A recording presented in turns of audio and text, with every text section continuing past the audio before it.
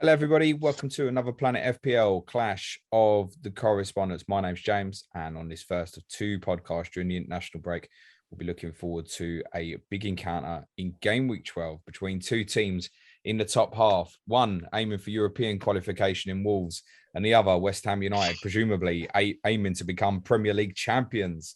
Let me introduce you to our Wolves correspondent, Bradley Parker. How are you, Bradley?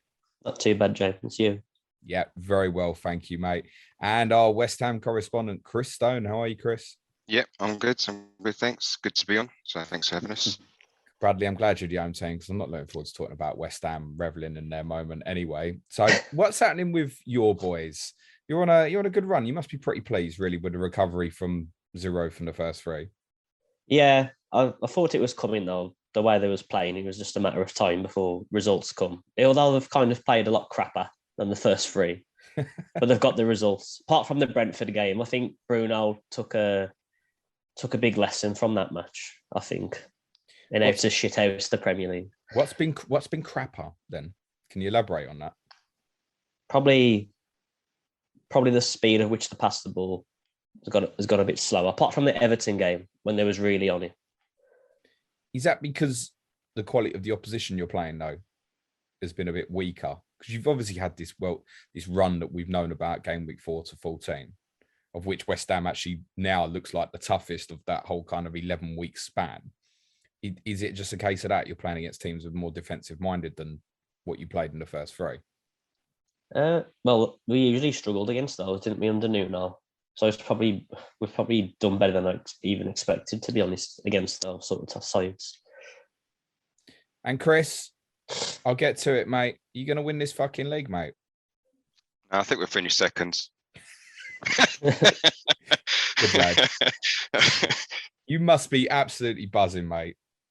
Yeah, no, it's really enjoyable. I mean, it's obviously the winning is a big part of it, but it's just the whole thing really. It's been it's good going back to football, but just the way the team are going to the games, it's just different. It's the way they're playing this year is different to even last year. I know obviously we're seeing games live, but the way they're playing is just they're competing in all of the games. Doesn't matter who we're playing. You feel we've got a chance. What's different specifically then? I mean, obviously crowds being back is going to help. Although I want to say Sunday was only your second home win, quite bizarrely so far. Yeah, we've not had the best home record. Actually, no, that's 3 because I'd forgotten about the Tottenham win. 3 home wins, but against Leicester, Tottenham, Liverpool, I think that shows what West Ham are capable. But other than Zuma, it's the same team, isn't it, from last season? Yeah, it is. I mean, I think they've obviously worked on the tactics because I was thinking about if you look at Cresswell, and it's not so much the defence that it's not the back four, it's the rest of the team. They're working very hard. Their fitness has gone up, I think, another notch. You look at Bowen, his average minutes has gone up from something like 60 or 70 to he's playing most games now. And he's still lasting. He's not coming off after 17 minutes burnt out. But I think tactically, with Cresswell, then he's not being exposed. I mean, if you look at him 2 years ago, myself included, was looking at him thinking we've got to get someone in place because he's going to get done every week, and he was our weak spot. But he's not. But it's not that he's suddenly become this amazing defender. He's good, don't get me wrong, but it's the way they're covered. So either you'll have Rice coming out to cover, or you'll have Agbona coming in to cover and provide support. So I think they're playing as a team. That's the biggest aspect. They're playing as a team. They're working for each other, and things are being done in sort of 2s and 3s rather than an individual or relying on someone. So I think we've cut out some of the mistakes, but yeah, we're just playing really well and just work. It's just doing all the basics. Is it as simple as that? Winning games of football by basics. It does seem that way because he's not like, we've not gone and signed anyone, this worldy player, but he's just got down to earth players who work hard, who seem to have a good camaraderie between them, good team spirit. There's just I don't know, whatever it is, he's created this sort of bond within them, and they just work for each other. And they support each other, and you can just see, in kind of things like social media and all that sort of stuff. It's I don't know, it's almost like it's it's on purpose, but it's whatever he's done in the background has gelled them together and made them into a cohesive unit. They've got a purpose. They're doing, they're not just 11 players going out on the pitch. There's actually a purpose to what they do. I quite agree with that. And I take you're very happy with what Bruno Lage has done, Bradley, so far. Yeah, I think he's doing well because he wasn't particularly backed that well, I didn't think, in the summer. And he's still got pretty much a squad where he's basically hinted he's forced to play three at the back. But he's done a lot better with it than we expected to, especially defensively. I don't think we're as bad defensively as we was going to be when we spoke at the start of the season. With the high line, he seems to have sorted that problem out. And I think the goal has helped a lot with that. Cody's not really, though, playing any differently to how he would have played under Nuno, right? No, not really. He still plays a lot deeper than the I think Sarr helps him a lot. Because? He sweeps fast. Patricio was always a bit stuck backwards to his line. And I think Cody, especially last season, was probably a bit more nervous with how we played with it. Do you think his intention, Bruno Lage, is still to go to a back four then? Because all we've seen and all anyone will know is a back three. Yeah, he's hinted it a few times in press conferences. We need to sign a box-to-box midfielder, and we need somebody quite powerful, like Renato Sanchez, who we should have signed, but they didn't for some reason. Apparently, he was injured until December, and he's already come back before Halloween. He's already back in the Lille side, and playing well. So we've probably lost out on him there. Planet FPL patrons will concur that every time Renato Sanchez does something well, Bradley is very quick to tell us about it and whinge about the fact that Wolves didn't buy him in the summer. It's just obvious transfer. It needed to happen. That's all. Talk to me about Sarr, because I think he's an upgrade on Patricio. I quite like him as a goalkeeper. I've had him since game week 4, and he's done absolutely jack all for me because I benched him the 1 week that he hauled away to Southampton. Because I think I got hoodwinked by the fact Ben Foster had a decent fixture or something and suddenly got back in the Watford team. Won't be doing that again. Clean sheets aren't really there at the moment, though, are they? No, we've got keep leaking like an odd goal. Even if we win the match, we'll probably leak still an odd goal because the defence, as most, still contains Saiss and Marcel a lot of the time, which is a blatant weak point of the side. Is Saiss going to keep that place, do you think? Probably, because there's times where I thought, especially after the Brentford game, I was like, you've got to come off now. And Bolly's been available for a few weeks and he's still not putting him in. If he doesn't put Bolly in against West Ham, I'll be disappointed, especially with the aerial threat. I mean, Willy Bolly's not seen a minute of Premier League football yet this season. I feel like he's been fit for a number of weeks now. Yeah, he was out for the first few 3 games, I think. And I think since then he's been available pretty much. Because he played in the cup match against you, didn't he? And that's been his only game. And Mosquera picked up a bad injury in that game. Yeah, in 4 minutes. That's literally all you've seen of him, unfortunately. Because it's leading to Max Kilman's playing very well, isn't he? There was some murmurs of getting in the England team. I'd said to you after my team Tottenham played during game week 2 that I was very impressed with him, despite being a left footer playing right-sided centre back. He's got to be more comfortable going to the other side, doesn't he? Longer term. Yeah. I mean, it's still surprising. Because Bolly's right-footed, so I don't know why he's not just switched the balance up. Especially when Kilman's one of the few centre-halves that will actually bring the ball forward. Yeah, he's very composed on the ball. For those who don't know, he's got a futsal background, doesn't he? Yeah, I think. Every time we're on Sky, they'll tell you about that. Good job I don't listen to Sky too much, I think. I'm looking, Bradley, at buying a defender in game week for You've cut me off there, Bradley. Is that already a completely ridiculous idea before I even explain why? Explain why. All right, I'll explain why. I'm looking to wildcard in game week 16. I don't need a defensive player for game week 12 unless I've suddenly got injuries, but I do need some cover for game week 13. And you go to Norwich, and I wouldn't mind playing that player in game week 14 as well when you've got Burnley at home. Ray and Ait-Nouri, 4.3, back in the team, wing back. For someone in my situation, that's got to be a consideration, isn't it? Yeah, 100%. We're just going to hope that Larg isn't like a terrorist and plays Marcel just because he's available. If that happens, I'll be looking at Bruno going like, what's going on here? Why do you dislike Michail so much? Because you've kept telling us that he'll get injured at some point, which he has. What's the major dislike with him as a player?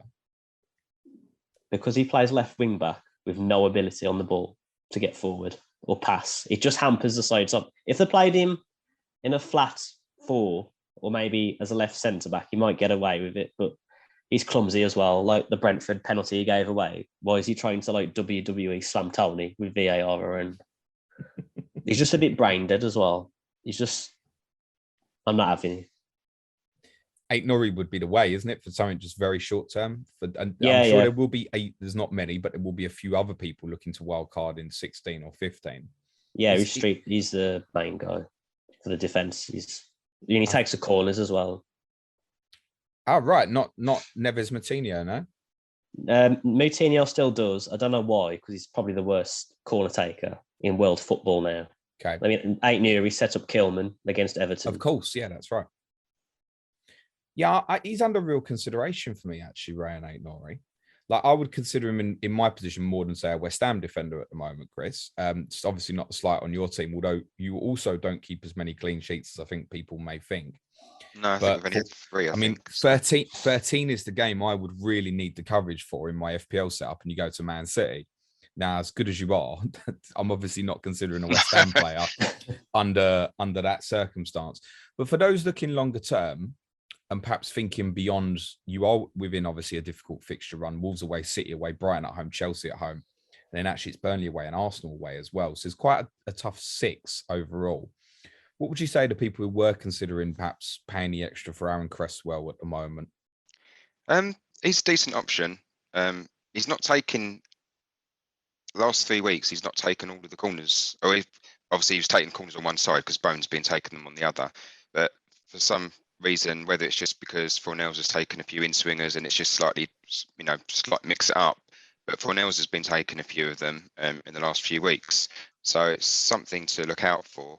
But he's probably, this is the thing, any of them, not just the defenders, but anyone on their day could score. But obviously he's got that assist and he does take the odd free kick, but we know that there's not that many free kicks, so I don't know that that's necessarily of value that are scored. But yeah, he's on corners. He does, his corners are decent. We seem to be scoring a few from that at the moment. So he's a decent option. Dawson might be one to look at with Bonner out. I think he'd be first choice in the Premier League, if I'm honest. Diop, I don't know. I mean, he's done. It's weird because he's done quite well when he's played with Zuma. But I just think that Dawson's been playing there, and Moyes tends to be loyal to the players that he knows and trusts. Well, I feel like the giveaway. I presume Diop was an unused substitute at the weekend against Liverpool. Yeah. That's the giveaway, isn't it? That even playing against sort of Jota, Salah, and Mane, he still went with more of the experienced head than someone who's probably got a quicker turn of pace. Yeah, because I mean, it was when they were making the sub, I was thinking, maybe they should bring on Diop because of that very reason, because of the pace aspect. But he still, he still went with Dawson. I mean, it does make me nervous when Dawson's trying to play out from the back sometimes because he does all right, but he's not his greatest asset. He's a bit of more of an old-fashioned centre half. The other side, you've got Johnson who's come in. I think he's got his place. It's his place at the moment, but if you've got someone like Soufal there, he's going to be at risk potentially. So it's whether or not you want that. Cresswell, Zuma, and is probably the two safest. But then you're not going to pay similar for Cresswell than you would for Zuma. So Dawson, I think, is 4.9, isn't he? I think. So he's not a bad option. But if you want safety, I'd say Cresswell. He's got the corners. He takes the odd free kick. He does set up a few goals here and there. So yeah, I mean, because of that wild card and for very different reasons, I'd obviously be looking to attack West Ham from Burnley away, Arsenal away, and then there's Norwich at home, Southampton at home, Watford away, Palace away, Leeds at home. A really good run, actually, you could argue, from the Burnley fixture. So I'll definitely be looking at a West Ham defensive player then. I think the interesting one is of course, Johnson. And I feel like he's a name who's come up every time he's done something over the last couple of years, whether it's been he played, or I think he played against Brighton last year at left wing back and scored. And he was like 3.9. And every time me and Suj have been no. But when we spoke about it in the last couple of weeks, we've been going, look, he's playing very well, actually. He may well hold on to the shirt. Is there a case for saying he's the best 4.0 in the game as it stands? Yeah, I guess, obviously starting price, because when you have like Mento, Duffy, they've kind of gone up in price. But yeah, I'd say so. I can't think of that many. There's no name that springs to mind that I can think of. The thing is, his natural position is right back. When he first came in, he was, I think it's when I can't remember what it was, but I obviously put it out there about saying, it affects us offensively rather than defensively, because he's more of a defender. He holds his position more, but he's grown into the team a little bit. He's getting forward. He's obviously got a goal, but he's getting forward a little bit more. I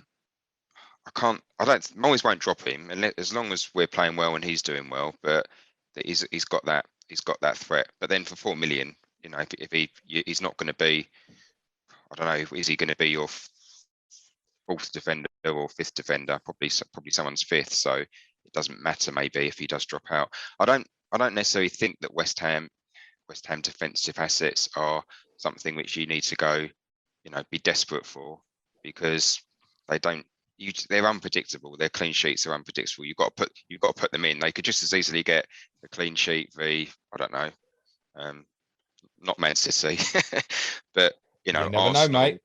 You never know. But obviously they did in the cup, but that's a bit of a different setup. So you just don't know. I think you've got to play them, and you just got to roll with it, really. But there's always someone with maybe who's more reliable out of other teams. So that's where I think maybe I'll be looking. I get maybe that. Not at the defensive. My thoughts are on the moment from 16. If he was still in the team, I'm bringing him in, aren't I? The only thing for me is with Johnson, by the time that comes around in 16, if he kicks his place, he might be 4.2 or 4.3. Yeah, but, and then I think he's worth it. Players. He's worth it for the price rise. Like for myself, I've got Duffy, so if Duffy drops out, I maybe don't. When I had two sort of 4 million defenders at the start of Livramento and Duffy. Now I could lose Duffy, bring in Johnson, for example, and then he's going to get better value, and I don't think he's necessarily going to. He might lose his place completely, but it's not going to happen anytime soon. We're in enough competitions for Soufal to get games in the Europa, in the League Cup. You've got the FA Cup coming up, so you can still keep him happy. And if something happens or changes, then so be it. But for 4 million, he's starting. You can't really go wrong, really. No, that's it. You're always looking for the next 4.0, aren't you? Of course. Just briefly, just before there's a Wolves player I want to ask you about, Bradley. You know where I'm going with that one already. How big a blow is Ogbonna's absence, Chris? Because he's been exceptional, really, isn't he? Yeah, I think it's a big blow because he's very assured at the back. He's quite important. He's one of the players that will get the ball off Fabianski, link up the play, that kind of thing. Also, he'll play on the left, Zuma on the right, so that affects where Zuma's going to play, because Dawson will play on the right. So it is a blow. He's been very consistent for a couple of years, really, and he's obviously got that partnership with. He's got the experience to go with Zuma, who's not inexperienced himself, but in terms of West Ham, he's inexperienced. He's just coming in, so it's helped him settle. But yeah, it is a blow. It's definitely a blow. I wonder if to close on that point, I wonder if actually Dawson is the right-sided centre-back, which is definitely what it will be. Zuma will go and play left. If that might even be more good news for Johnson, actually, having the experience of Dawson inside of him. And actually Dawson having Johnson's pace on the outside as opposed to Soufal. I'm a big fan of Soufal, actually, but I know there's a few West Ham fans I've spoken to were a little bit unhappy with his performances at the start of the season. I think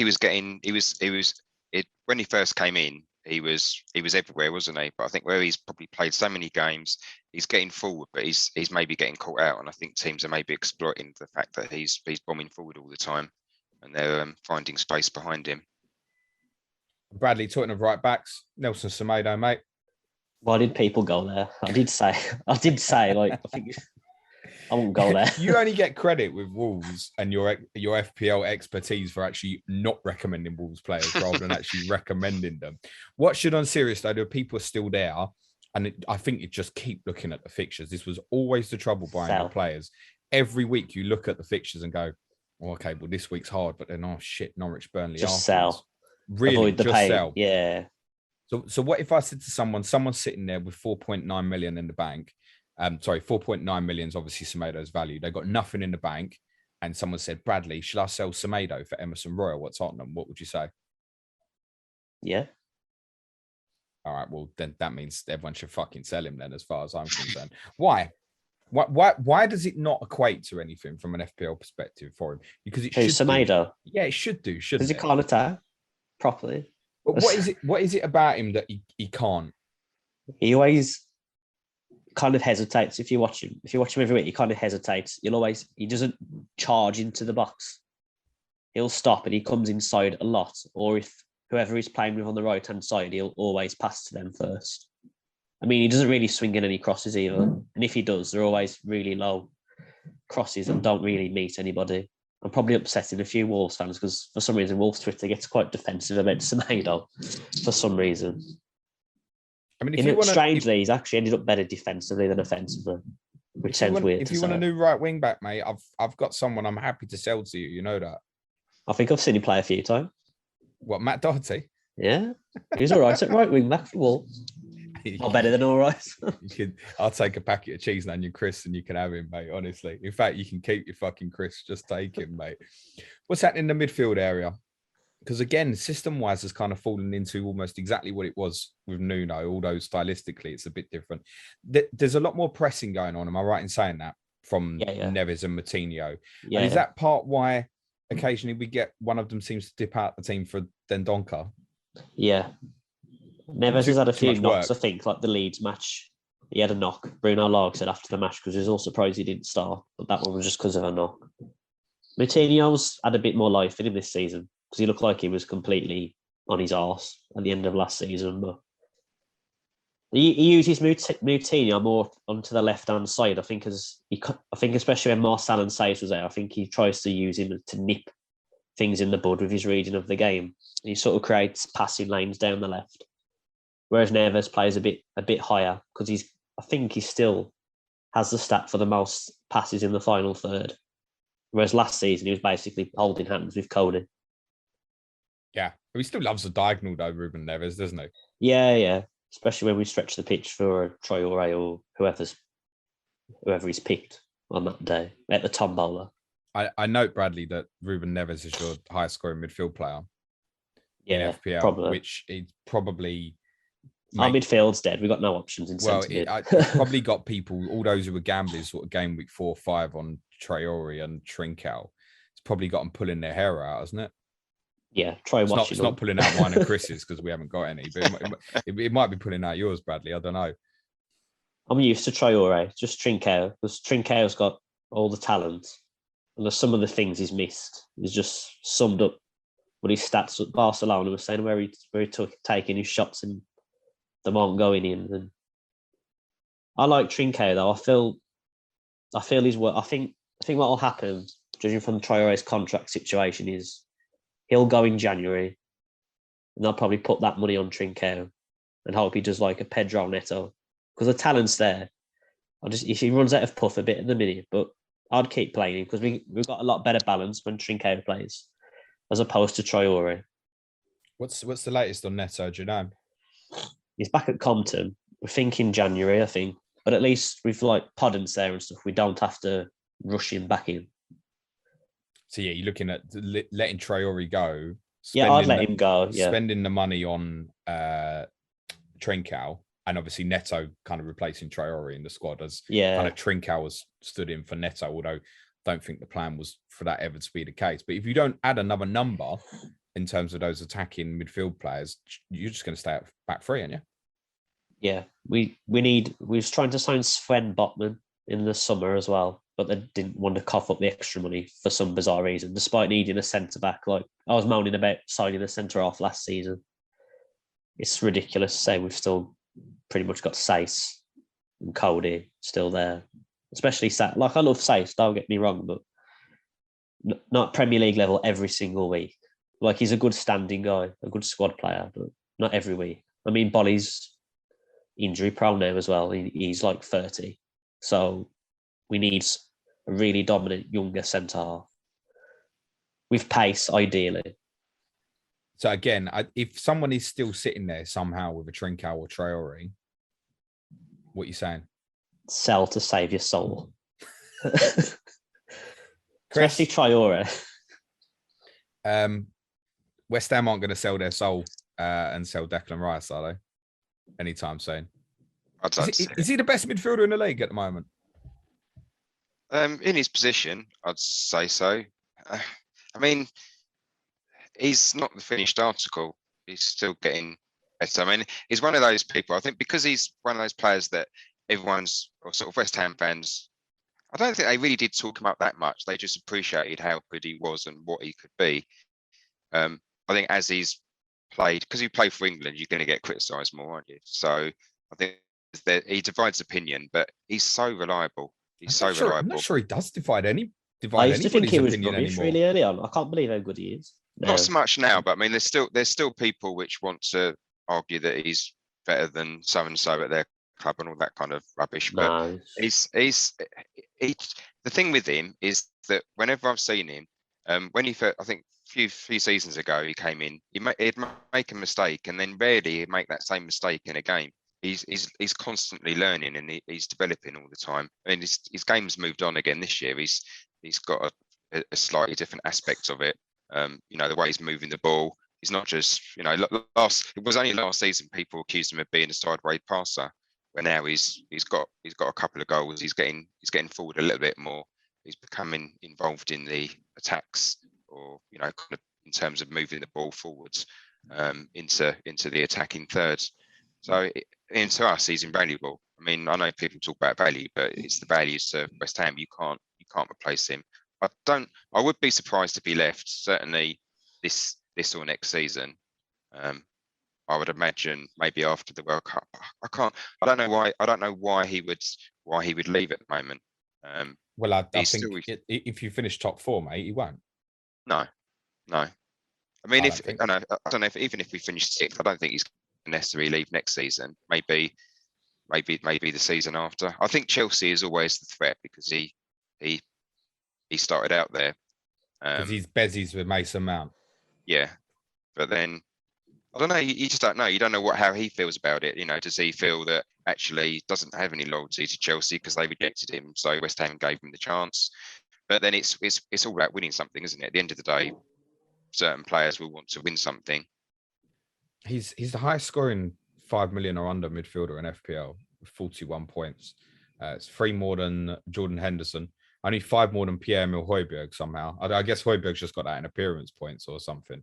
It's a lot more than, say, Bradley's highest. Neves is on like 25. Rice is on 41.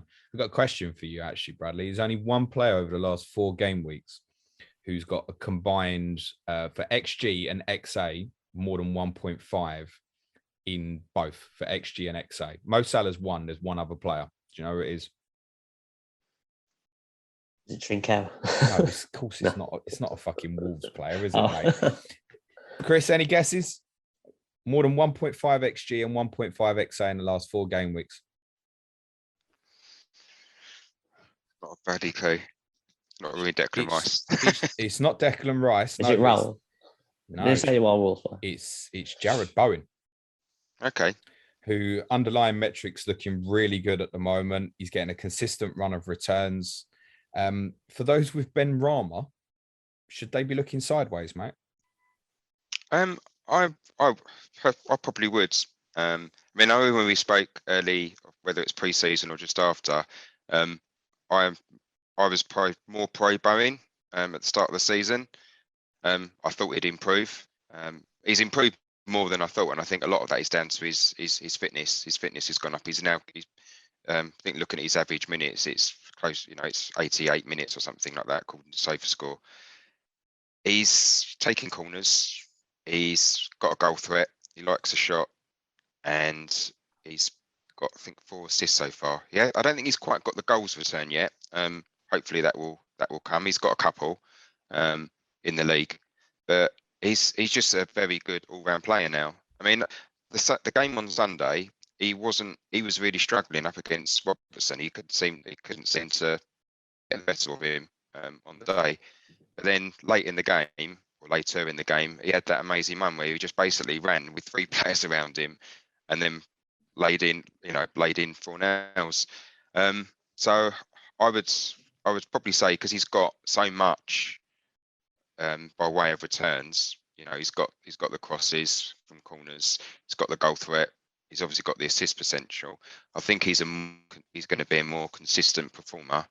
Benrahma might go through a patch where, like he did early season, but then in between that, you're stuck with less returns. I think Benrahma's very much maybe linked with Antonio. So if Antonio's returning, Benrahma's probably returning as well. Although he is, he's having a few shots himself. It's not like they're just passing to each other, but I think they're maybe a little more closely linked. It's 2 goals and 6 assists for Jarrod Bowen in his last 7. Only 1 blank in there was the game against Tottenham. And obviously 2 assists against Liverpool, goal and assist against West Ham. Over the same period, Benrahma 1 goal, 1 assist. That's it. Benrahma's 0.1 more. I think Benrahma's he's a, I wouldn't say he's an important player. He's a good player. He's a very good player for us. He's still, I think, can improve in terms of how he fits in at West Ham. But Bowen's there's 3 or 4 players. You've got Bowen, you've got Fornells, and you've got Benrahma, and I'll probably rank them in that order in terms of returns, FPL returns. Okay. I think Fornells again is an all-rounder, but he doesn't have the added addition, or the addition of having as many corners, although he's taken a few recently. So I think with them you're going to get consistency, but Bowen is going to be the more consistent returner. I think he'll get more goals than the others. Certainly with his assists, he's going. Fornell's really coming on as a player, though, isn't he? He had 2 goals and assists in the first 3, and he's got 2 goals and assists in the last 2.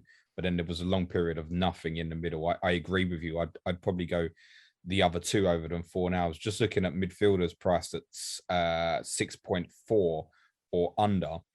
You've got Gallagher, Smith Rowe, Benrahma, Bowen, Townsend, Trossard, Fornells, top scorers in that area. 3 of the top 7 are your players, mate. Yeah, no, that says a lot. I think in FPL terms, it's quite tricky because there's always been like 1 or 2 players that you've had at West Ham who you would say, okay, it's just an automatic go to this player.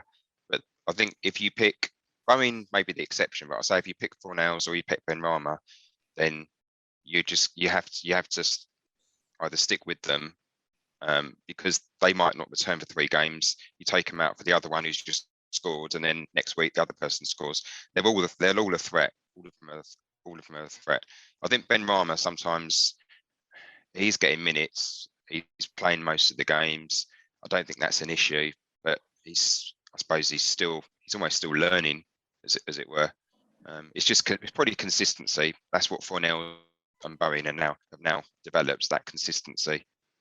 I said, like, from game week 16, I definitely want to have a look at West Ham, and I think Bowen's the one right on my radar. If you said now, you got to make that decision now, James, Jarrod Bowen would be the one I'd go to, mate. Yep. What would you? Are you still an Antonio owner, Chris? No, I sold. Took a bit of a gamble, sold him for Tony, which worked out really well this week. I did similar, mate. But I just, it's one of those things that he's got the next sort of 5 or 6 aren't the best. It's not to say that Antonio won't score at all. He's doing all right. He's not playing badly. He's not maybe having as many shots, but it's not like he suddenly drops off and his confidence has shot or something's happened. It's just, I don't know, it's just not quite happening. I don't know whether it's also because maybe he's seen as more of a bigger threat. I think it's that. Yeah, I think it's respect. Yeah, I think a lot of it is that. So he's finding it harder. He's not, they're not going to give him an easy chance. They're not going to give him a couple of shots each game for free, like maybe he would have got. Did you? Hope so. Did you consider Jimenez rather than Tony, Chris? No, I didn't. I mean, the only thing with Jimenez, I think he will score, but again, it's that. I suppose it's that little bit greedy, isn't it? You one goal. If he got one, if he said got one goal every other game, but Tony's going to get two. It's just that natural. You think he's got a high ceiling. But I do think Jimenez is a good player. I think here, over the next sort of few games, it's not inconceivable. He'll score, 4 games, he might get 3 goals, but he doesn't always get the bonus, does he? That's the thing, which kind of, maybe that's just me remembering things from before, but he doesn't seem to as I think much. is he good on bonus? I think Raul's good on bonus, isn't he? I think traditionally. Oh, yeah, because if he gets one, if you win 1-0, then he's got that winner, and you do tend to. Chris just called you boring, Bradley. What are you gonna do about it? I didn't call you after after 3 seasons. Have you got Antonio, Bradley? Yeah, I've thought about selling him, and then I looked at he's got us soon, and I thought, yeah, he's our nightmare. West Ham is Wolves' nightmare. Like last season, they absolutely obliterated us. Home and away. And they'll do it again, probably, because they've got the perfect recipe to beat Wolves. Players that press, players that are physical, mobile midfield, and a target man up front. So where are you with Jimenez, Bradley? From an FPL perspective, not in your thoughts? Yeah, I've got him as well. Oh, you've got him. Yeah, Antonio and Raul have both got the top touches in the opposition penalty area this season between them. Okay. So what are you planning to do from game week 15? You've obviously got these 3 fixtures, West Ham, Norwich, Burnley. Then you've got like Liverpool City in a row, Brighton away, Chelsea at home. It's a disastrous Christmas, basically, mate. Are you looking to move him on then, or do you just go, sod it, he's too consistent, I'll keep him? Probably that. He's just the sort of player that can score against anybody. Like, he's proved it that many times. I think people forgot how good he was after he's come back from injury. He's like one of those players, I think, if you don't watch every week, it's easy to think, yeah, he's a good player, but he's not that good. But he really is that good of a striker. 5 attacking returns in the last 6. He's back to form, isn't he? We were concerned when we spoke prior to game week 4. I was definitely concerned. I think you were a little bit as well. Is there just a little bit of hesitation in some of his movements, which would be completely understandable. But I think the concerns are gone now. Is that fair? Yeah, that goal against Southampton, just you could feel the weight off his shot. The way he wanted it was so. He wanted it so bad. I mean, me and my uncle was going mad when it was him that scored, because you could just feel like the tension released from his body. Because after the Brentford game as well, like where he threw his head protection off, it's like a moment for him, I think, where he doesn't bother him anymore.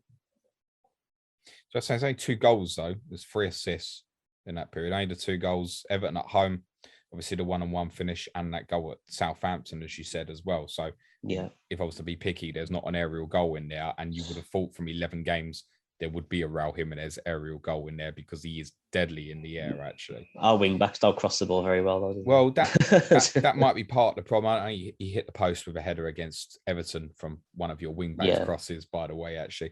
Chris, for your benefit, the first one offend somebody. I had a look at bonus points, Chris. Raul Jimenez on 7, which is nothing particularly to write home about. But there's only 4 forwards with more bonus points than Raul Jimenez so far this season. Antonio, of course, is 1. So too's Jamie Vardy, Gabriel Jesus. And the other one, Bradley, is Hee-Chan Hwang. What's your thoughts on him? I feel like he's had a quiet couple of weeks, basically since everyone bought him in FPL, it feels like. Yeah, that's just, they've killed him off. He was the best saved Korean in the Premier League, and he still is actually, isn't he? I saw he'd only had like 2 shots over the last 4 game weeks. Yeah, he didn't play very well at all against Palace. Against Villa, he wasn't very good either, but I think he's all right for his price. Yeah. Like, he links well. Like, if Raul's playing really well, Hwang's might probably get something, because I do link. He's kind of like the Jota replacement. That's took a year to get. They both got very similar attributes: short, fast, stocky. He's quite aggressive, actually. The thing that people's worried about him being a rotation risk, but I think he's pretty safe, because unlike the other options there, he has movement off the ball, and his work rate coming back is a lot more intense than Trincao, and especially Traore. I understand what you're saying. The other 2 are ball carriers, aren't they? Yeah. Wang's he's a movement player. Yeah, I understand. You'd hold if you owned then? Yeah, I'd hold, yeah. Because he's more like, he's got that goal knack as well. Like, some of his goals are just the ball magically falling to him, which we don't usually have, to be honest. Like, Raul doesn't score a lot of goals like that. Yeah, I think my concern with getting on him was if it doesn't work out, he's going to be a difficult one to get rid of because of the price point.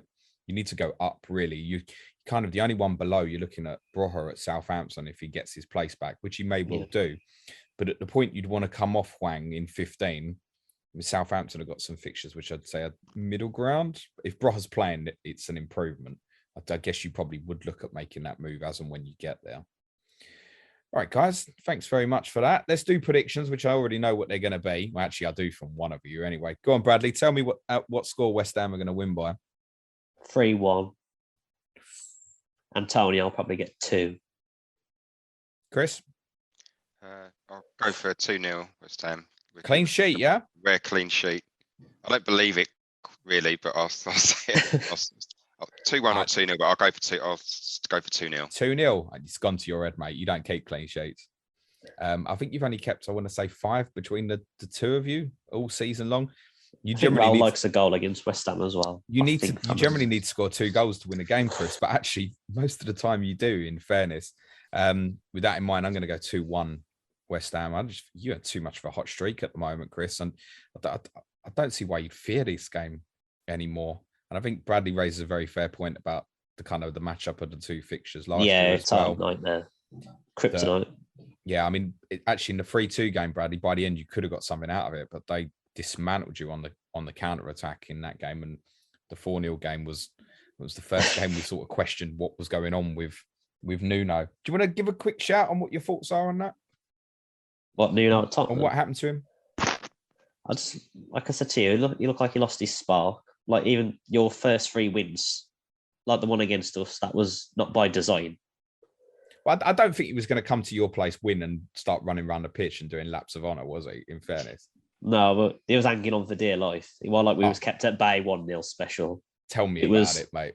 It was a pray the ball flies past the goal, which it did for the first 3 weeks of the season. Do you think that was lingering from the fact he looked like he lost his spark last year with you? Yeah, I think so. Even when he's on the touchline for you, he just looks dead. And then you hear like the Athletic report saying like a lot of the players find him cold and stuff, which wasn't the way it was at Wolves at the start. Like even with the crowd, he was very warm and everything like that. And Cody really got on with him. But even Cody in an interview after he left, like I think it's on TalkSport, said he felt the club needed a change. So something's obviously happened for Cody to say that, because he's gave Connor Cody his career basically at the top level. It's sad that it didn't work out. And Chris, I take it you're not worried about David Moyes being the obvious best candidate for the Manchester United job, are you? No, I don't think he'd go to some tin pot club like that. I'm joking. I'll edit that. Yeah, please do. I'll be getting a. You know that I won't edit that. I can't be arsed, mate. I will. I'll take the flak. No, I mean, jokes apart, he's not. I know. I don't think he feels he's got unfinished business there at Man United. I think he's got a good setup at West Ham as far as that's concerned, and I think it's a work in progress. So I think there's no reason. I mean, he's played at Everton for quite a few years, didn't he? So he's now got the backing at the club that he had at Everton in terms of like the groundswell of finally the fans. I feel like even in the summer there were a lot of fans still not happy. It must all be bought into what he's doing now, surely. Can't believe anybody's like still against it. No, I mean, the fact that the crowd now singing, David Moyes, Clap Blue Army and that kind of thing. He's very much, kind of used the crowd as well. He's built up that relationship with the crowd as well. So, the end of, I know they will do it, but he's very much does sort of talk about the crowd and the support and things like that. So I think it's been a factor. There's no reason why. Nah, he's doing an absolutely phenomenal job. Where do you think? Well. Where do you think you finished, mate? It's a long way to go. I know. You're not saying sixth. I don't believe you, mate. Yeah, I don't know. It's just this. You got the likes of Arsenal, haven't you? You haven't got Europe and that kind of thing. I'll go for fifth then. Who do you think finished fourth? Tin Pot Club. No, I don't. Not with it. Ollie in charge. I don't think so. Ollie will be in charge, mate. I hope it's not Arsenal, because I don't know. It's actually really, really tough. There's quite a few clubs. I guess I'll say United, because They're just There you go. somehow that Tim Pot Club's going to finish above you. Well done, mate. Great way to start this podcast. That's done well. I've got some respect back, maybe. And Bradley, what's realistic for you guys? Probably a top half finish, injury dependent, because our squad still is paper thin. Like if Ruben Neves got injured, my God, we'd drop fast. Yeah, I'd probably have you bang on for about 10th at the moment, I think, mate. I think that'd be a good start for him. Yeah, I agree. I think if the squad stays fit, and I think dependent on form of maybe a few others, Brighton, Leicester, Tottenham, you may be able to even improve on that as well. Bradley, where can the guys follow you on Twitter? At Parker_Bradley. And for yourself, Chris?